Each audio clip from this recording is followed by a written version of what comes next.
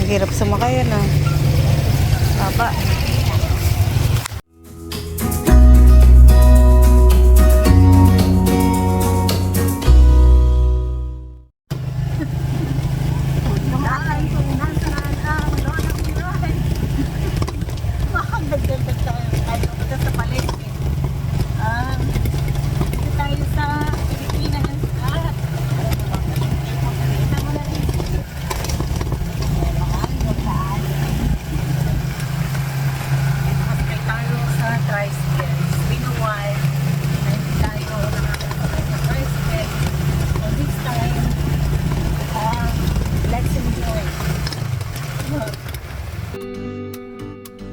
Pupunta tayo ng Kabayanan, mamamalengke ang Lola Miray at sakay tayo ng tricycle. It's been a long time since nung huli tayong sumakay ng tricycle, maybe before the pandemic pa. So, nung maliliit kami, ang Lola Miray, naglalakad lang. Bibihira ang sumasakay sa tricycle. So, mostly yung mga mag-aaral, umaga, tanghali, hapon, naglalakad lang papunta sa school. Pero nung nauso yung tricycle, karamihan sumasakay na ng tricycle. Pero kaming magkakapatid, dahil mahirap ang buhay, nanatiling naglalakad. Sisiw lang sa aming magkakapatid na lakarin yan. Parang malapit lang ang tingin mo kasi sanay ka na. Pero ngayon, parang ang layo na. So, sasakay ka na talaga ng tricycle.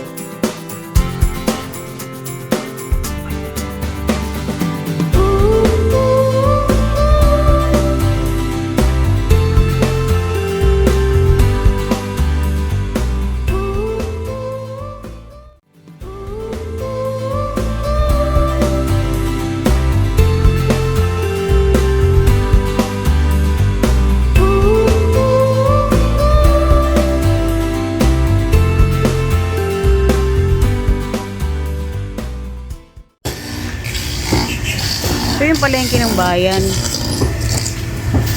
Ayan o, tanghali kaya walang masyadong tao.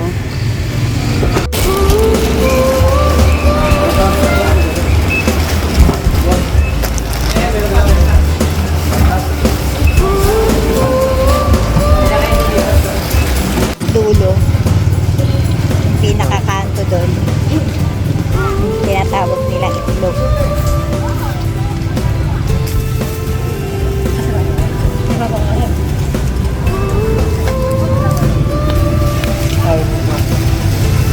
Ang hirap sumakay yan ah. Baba.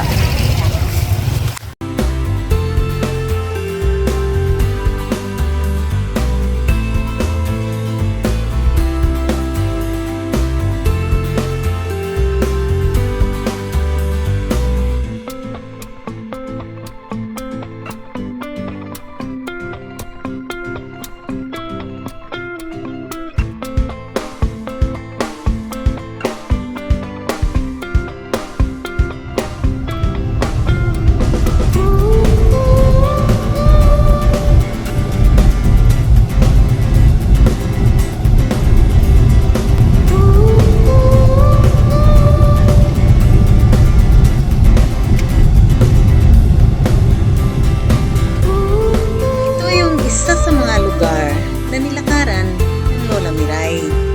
Noong aking kabataan, nilalakad namin ito papasok sa school. Umaga, tanghali, hapon. Kahit umuulan, kahit matindi ang sikat ng araw. Kung araw ng Sabado o Linggo, kasama ko ang Lola Abel at kami ay naglalako ng nilagang mais. Ang Lola Miray, sunong-sunong ang mabigat na bakol ng nilagang mais, habang ang Lola Abel naman ang tagasigaw ng "Bili na kayo ng nilagang mais." Ang boses ng Lola Miray ayaw lumabas, mukhang nahihiya.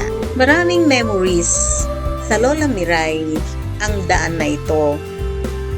Merong mga masaya, meron din namang nakakaiyak. Tulad ng pagsakay ng Lola Miray sa tricycle, ito ay makaldag, mahangin, maingay, baku-baku ang daan. Pero isa ito sa magandang alaala para sa Lola Miray. So mga lolo, mga lola, mga nanay, mga tatay, mga kapatid at kaibigan, the young ones and the young at heart, I hope na sinamahan ninyo ang Lola Miray sa kanyang pagsakay na muli sa tricycle papuntang market. At hanggang dito na lamang natin i-end ang ating video for today. Hoping na okay lang kayo, masaya, and Happy New Year! Ingat-ingat everyone, and God bless!